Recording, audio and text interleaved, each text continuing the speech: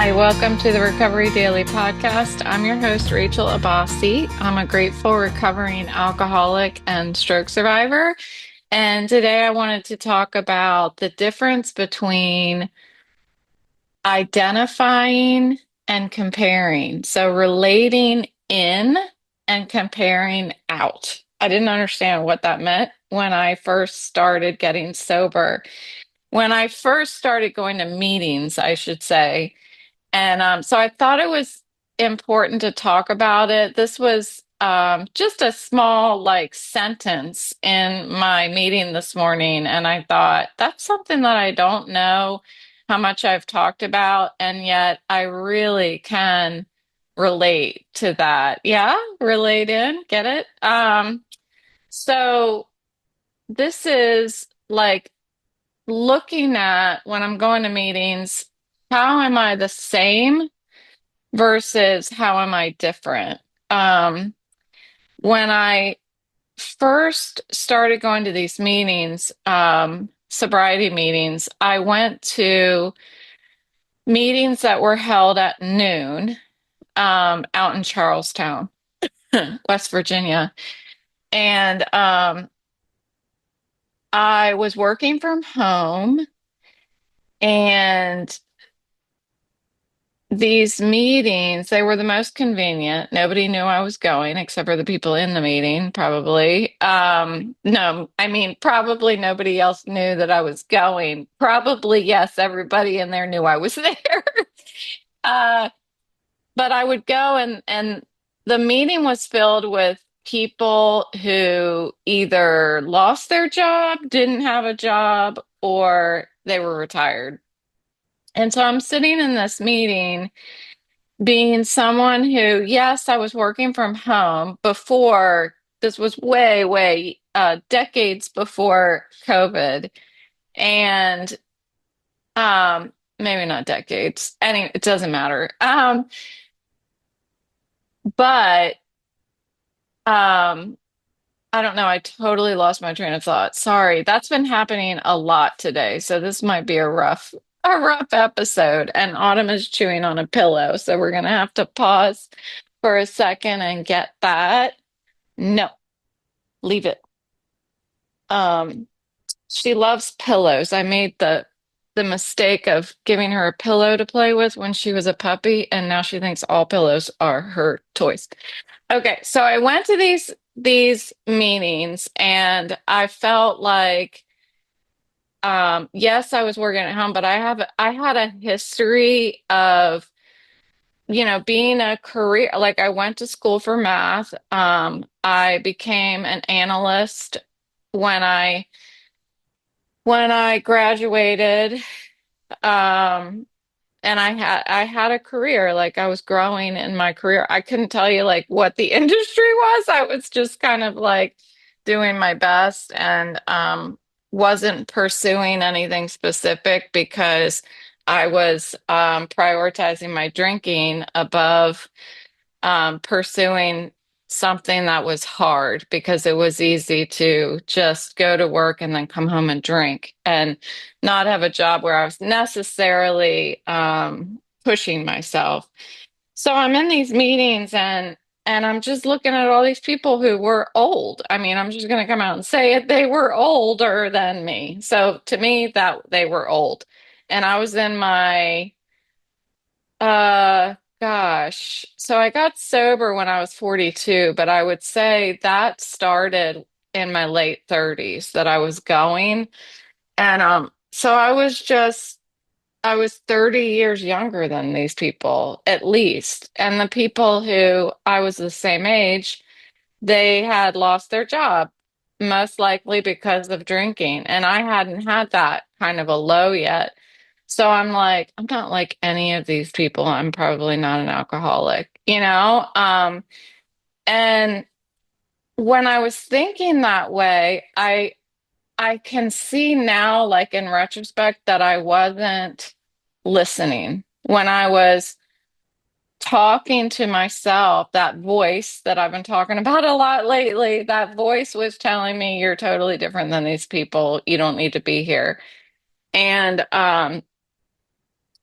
but I made a very small effort to, I got a sponsor, and this sponsor was, um, she didn't have a job like me. She had more of a job that was, somebody in high school could get it. So again, I was comparing out. I was, um, too busy looking at how these people are not like me to be able to listen and hear them saying things that I think. Like they were speaking about thoughts that they've had about either about drinking or just about thinking, because we have a thinking problem. Um, and I couldn't hear it. I couldn't hear them expressing similar thoughts as me. I don't know what Autumn is doing now. She's under the bed. Autumn, Autumn, what are you doing? Oh, she's just hiding from Boris. Sorry for the interruptions. Um, but I did keep coming back. And that is interesting that I kept coming back. I think I kept coming back because I knew that something was wrong. And I didn't necessarily think, I've said this before, that everybody in that meeting that they weren't drinking, but it looked like they knew how to manage it. So I was interested in trying to figure that out. How can I drink the right way? I just really during that time didn't imagine my life without alcohol. Alcohol was my best friend. So during that time that I was showing up, comparing out, leaving the meeting, and stopping by 7-Eleven to pick up more alcohol, hoping nobody from the meeting was going to see me, um, seeds were being planted. Oh my gosh, now the dogs are going crazy. Oh boy. They're running around. They've got the zoomies. Um, I'm so distracted today. Sorry. And yeah, I kept coming back and those seeds were planted. And that is important because the more I came back and those seeds were planted, the more unpleasant drinking became. I hated that, you know? I hated that drinking was becoming less enjoyable and yet more required. Um, I heard somebody say this morning, I thought I was an alcoholic, but I wasn't sure. And I heard that in the reading also. The house is going to be destroyed by the time of the end of this episode it happens.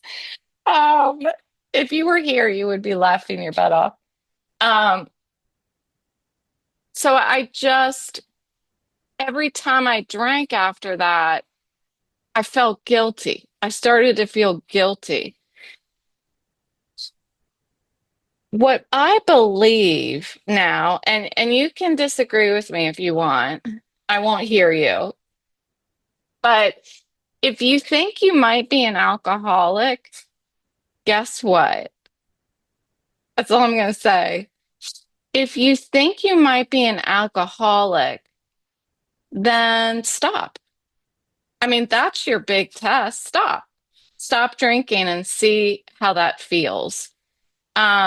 If you stop drinking and you are constantly obsessed with alcohol and you can't, like, there's lots of people who are doing dry January this month. And are you constantly thinking about alcohol? Are you putting X's on the days because you can't wait until the month is over so that you can drink? Um, People who are alcoholics can stop drinking. Some people can stop drinking, but they're miserable. People who are not alcoholics can take it or leave it. I heard that today and I'm like, yeah, that's not me. Either I am not drinking. Boris, stop licking Autumn. Stop licking Autumn. Sorry. Um, I could either not drink and be and just have this underlying agitation where I just wasn't happy. And only I knew it. Only I knew that I was uncomfortable. I remember at one point going to a friend of mine's house, and it was between my first detox and my second one, I believe. And it was like right when I started drinking again. I went to her house. She had a refrigerator full of beer. And just sat there. I was obsessed. I couldn't listen to her. I couldn't think of anything except for that beer in the refrigerator. And eventually I said, can I just have one of those beers? Like, I mean, it's fine, you know? And I remember her saying to me, I don't think that I should be letting you do that. But was she going to stop me, you know? It wasn't up to her to stop me. But I ended up drinking all of her beers. I'm pretty sure I drank all of her beers. I had at least four. And I remember she went to bed and I was still sitting there drinking beer. I probably ruined that visit. I'm guessing that she was uncomfortable with the fact that I was drinking and I wasn't supposed to be drinking. And she probably felt like she was enabling me.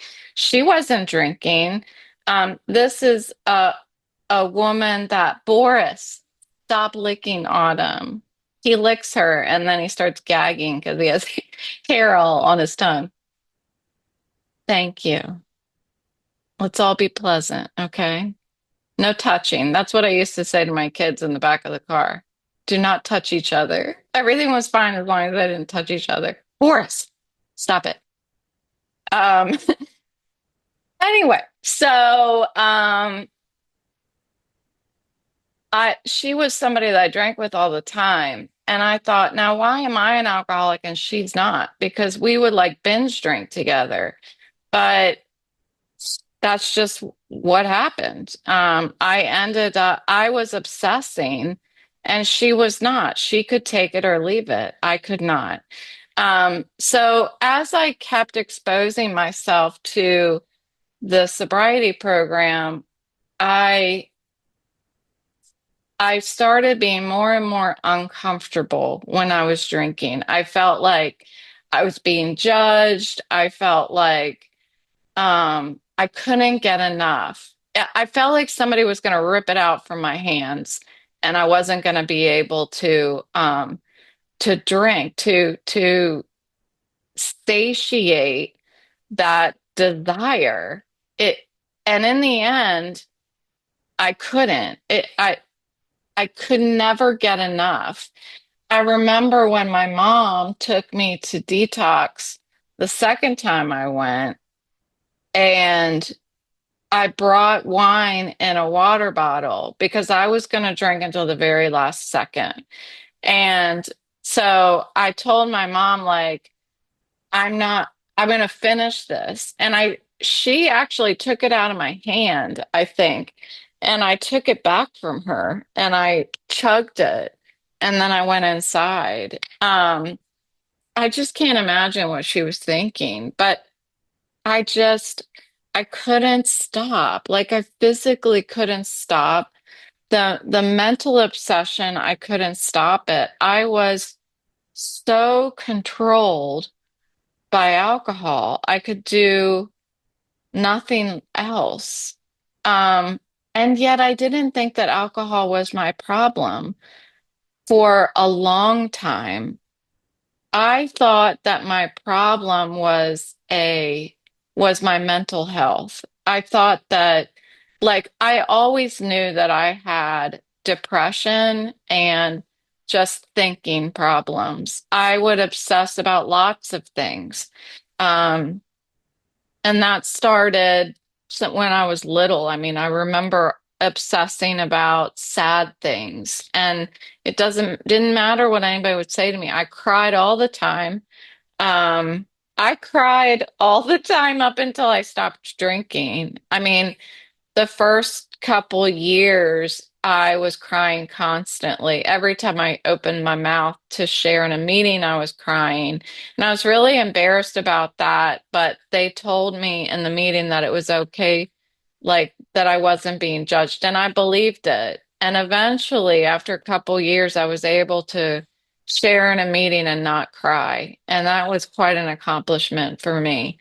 But once I stopped drinking, I went to detox for the second time. I stopped drinking.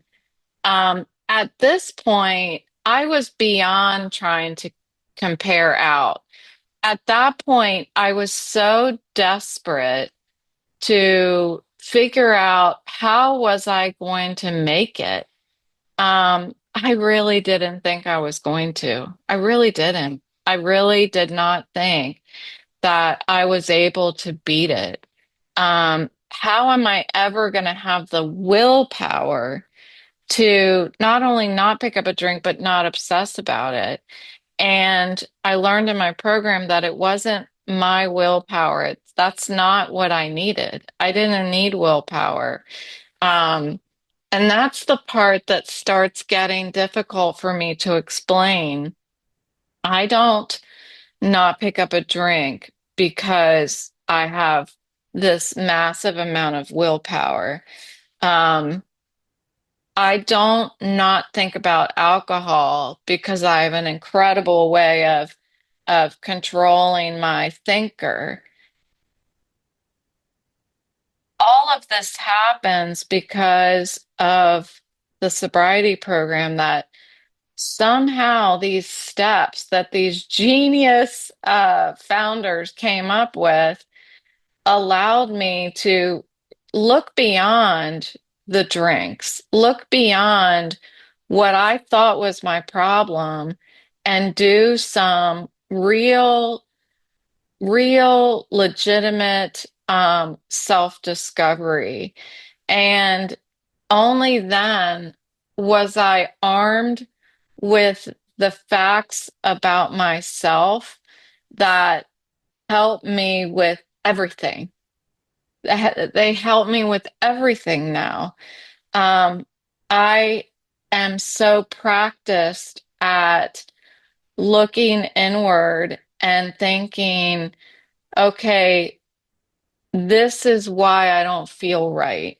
Like yesterday, I had a difficult day. Emotionally, I had a difficult day, and I shared about that in the podcast episode. I just was feeling really discouraged. I was feeling like I deserved to be in the situation that I am, that I did something wrong and that I was being punished, whether that I was being punished by my higher power, or that that's just the way the planets aligned for me. That it's old behavior, it's old thinking. It's like this is just the way life is for me. Life never gets amazing for me. Um, and it's really all in my head as to whether my life is amazing or not, because nothing has changed from yesterday to today. And I feel very excited about what is ahead for me. And I know then that whatever I did yesterday was the right thing to do to manage that mindset, to reframe my mindset. And I shared with you guys about calling my sponsor, about challenging those negative thoughts, and really talking to myself out loud about Um, why that's not the case, what is going on and my circumstances are not a result of me being a bad person, they're not a result of me doing anything wrong. It's just how the cards were dealt for me. And I spent all day challenging it. I did all day long. I did call my sponsor. She didn't answer. And I didn't try again, which I should have kept calling until I contacted her. I didn't even text her. So this is an example, just so you know, I'm not perfect. I try, but sometimes I don't try hard enough. However, I woke up this morning and I didn't feel like I did yesterday. So, one reason is that my head doesn't hurt as much as it did yesterday. And that's because I'm not glancing at the TV while the Commanders are playing, no matter how badly I wanted to. I did not look at the TV because I had been looking at the TV to see the devastation from the wildfires on the news. It was difficult for me to not look at the TV. And as a result, my head was hurting. But that's not something to punish myself about. It's something to acknowledge that, okay, you passed the point of no return. Now you have a headache and you've got to do manage your activities until the headache goes away. And that's what I've done. And so I feel pretty good today. The dogs are finally laying down now that I'm almost done. Um, so today I actually wrote a list of what I wanted to do today. I'm going to do yoga today, which has been great for me. And I'm going to do some cleaning today. Cleaning always makes me feel happy. And I'm going to write some of my book and I'm going to listen to a little more of the Bible that I have been. I'm a student. I've decided I'm going to school for Bible stories and I'm just going to listen to the book. So that's what I'm doing today. That's all positive. I already started my cleaning and my laundry, and I have a candle lit. Candles always make me happy too and make me feel like I'm getting ready to get a massage. Oh, and I also wanted to share, I started crocheting. I know that some of you listeners are crocheters. I started to crochet what is called a rosebud trellis stitch. So this is what it looks like. If you're on video, you can see the rosebud trellis stitch. So that's kind of exciting. I don't know what I'm doing with it, but I'm always seeking new things and it keeps my mind from beating me, you know? So that's what I've got. Thanks so much for listening today.